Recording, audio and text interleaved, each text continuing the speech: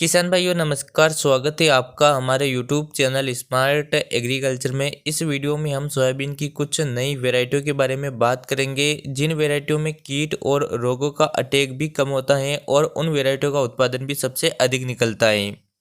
किसान भाइयों, मध्य प्रदेश में सोयाबीन की खेती काफ़ी बड़े पैमाने पर की जाती है, लेकिन मध्य प्रदेश में सोयाबीन का एवरेज उत्पादन महाराष्ट्र के मुकाबले बहुत कम निकलता है। और उत्पादन कम निकलने का प्रमुख कारण है सोयाबीन की वैरायटियाँ, क्योंकि 3-4 साल पहले मध्य प्रदेश में सोयाबीन का बहुत अधिक उत्पादन होता था, लेकिन पिछले 2-3 सालों से एवरेज उत्पादन में काफ़ी ज़्यादा कमी देखी गई है। किसान भाइयों, 3-4 साल पहले मध्य प्रदेश में सोयाबीन की जो JS 9560 वैरायटी है उसकी सबसे ज़्यादा खेती की जाती थी। और उस समय पर 9560 सोयाबीन में किसी भी प्रकार के रोग का अटैक नहीं होता था और 9560 का उत्पादन बहुत अधिक निकलता था।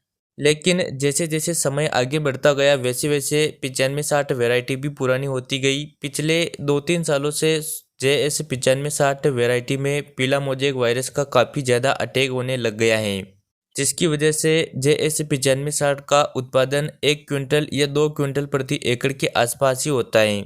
तो फिर इस समस्या को देखते हुए हमारे कृषि वैज्ञानिकों ने JS 2034 वैरायटी को विकसित किया, जिस वैरायटी में सफ़ेद फूल आते हैं और उस वैरायटी को अधिकतर किसान सफ़ेद फूल वाली वैरायटी के नाम से जानते हैं। JS 9560 वैरायटी में वायरस का अटैक तो नहीं होता है, लेकिन JS 9560 वैरायटी की सबसे बड़ी समस्या ये है कि इस वैरायटी की फलियाँ बिल्कुल ज़मीन के पास लगती हैं। इसलिए इस वैरायटी की कटाई हार्वेस्टर से बिल्कुल भी नहीं की जा सकती है, और अगर आप मैनुअल तरीके से भी इसकी कटाई करते हो फिर भी कुछ फलियां ज़मीन पर ही रह जाती हैं। और इस वजह से अब धीरे धीरे JS 2034 सोयाबीन का उत्पादन भी बहुत कम निकलने लग गया है। लेकिन JS 9560 और JS 2034 सोयाबीन विफल होने के बाद भी हमारे कृषि वैज्ञानिकों ने सोयाबीन की कुछ नई वैरायटियों को विकसित किया है, जिन वैरायटियों में पीला मोजेक वायरस का अटैक भी नहीं होता है और उन वैरायटियों में स्टेम फ्लाई और अन्य कीटों का अटैक भी बहुत कम होता है। और उन वैरायटियों की कटाई हार्वेस्टर से भी आसानी से की जा सकती है। उन वैरायटियों में फलियां चटकने की समस्या भी नहीं आती है। कुल मिलाकर बात करें तो वह वैरायटियाँ अपने MP के लिए सबसे बेस्ट वैरायटियाँ हैं। तो चलिए अब बात करते हैं कि वह दो वैरायटियाँ कौन कौन सी हैं और उनकी क्या क्या विशेषताएँ हैं। तो पहली वैरायटी है NRC 138। किसान भाइयों, NRC 138 बहुत ही अच्छी वैरायटी है। इस वैरायटी में पीला मोजेक और स्टेम फ्लाई का बिल्कुल भी अटैक नहीं होता है।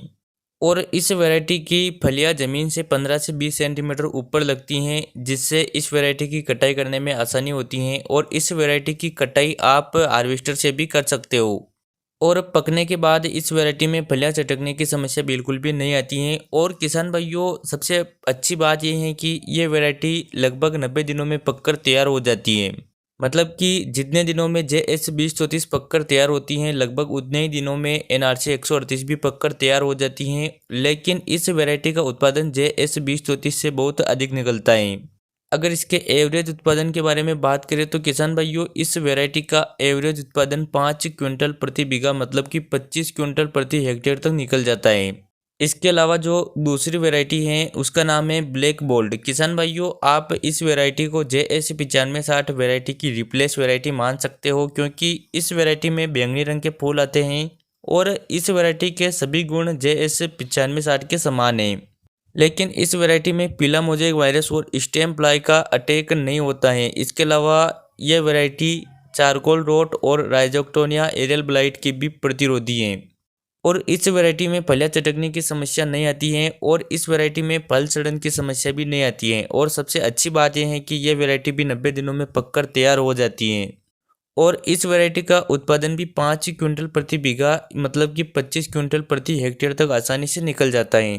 और किसान भाइयों, मैंने जो आपको वैरायटियाँ बताई हैं NRC 138 और ब्लैक बोल्ट, इन वैरायटियों की खेती अगर आप उन्नत तरीके से करते हो तो इन वैरायटियों का और भी अधिक उत्पादन निकाला जा सकता है। क्योंकि मैंने कुछ किसानों से बात की है जिन किसानों ने पिछले साल NRC 138 और ब्लैक बोल्ट वैरायटी की खेती की थी। तो कुछ किसानों का कहना है कि उनके 1 बीघा में 6 से 7 क्विंटल उत्पादन निकला है। तो कहने का मतलब ये है कि आप भी अगर अपने क्षेत्र में JS 9560 और JS 2034 जैसी वैरायटियाँ लगाते हो तो इस साल NRC 138 और ब्लैक बोल्ट जैसी वैरायटियों को जरूर लगाइए। तो इस वीडियो में बस इतना ही। वीडियो पसंद आया हो तो वीडियो को लाइक शेयर और चैनल को सब्सक्राइब जरूर करें। चले मिलते हैं अगले वीडियो में। जय जवान जय किसान।